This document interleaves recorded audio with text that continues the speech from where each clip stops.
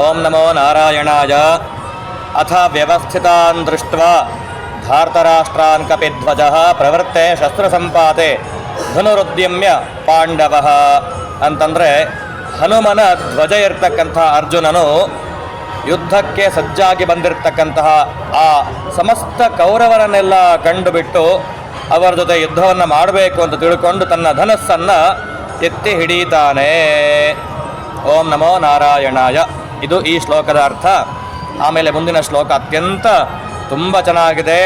ಆಮೇಲೆ ಅರ್ಜುನ ವಿಷಾದ ಯೋಗ ಅನ್ನುವಂತಹ ಈ ಒಂದು ಅಧ್ಯಾಯದಲ್ಲಿ ಅರ್ಜುನನಿಗೆ ಯಾವ ರೀತಿಯಾಗಿ ಮನಸ್ಸಿಗೆ ಬೇಜಾರಾಗುತ್ತೆ ಅನ್ನೋದನ್ನು ಮುಂದಿನ ಶ್ಲೋಕಗಳಲ್ಲಿ ನೋಡ್ತಾ ಹೋಗೋಣ. ಅದಕ್ಕೆ ಕೃಷ್ಣ ಪರಮಾತ್ಮ ಯಾವ ರೀತಿಯಾಗಿ ಅದಕ್ಕೆ ಪರಿಹಾರವನ್ನು ಮಾಡಿಕೊಡ್ತಾನೆ ಅನ್ನೋದನ್ನು ನಾವು ಮುಂದಿನ ಶ್ಲೋಕಗಳಲ್ಲಿ ನೋಡ್ತಾ ಹೋಗೋಣ.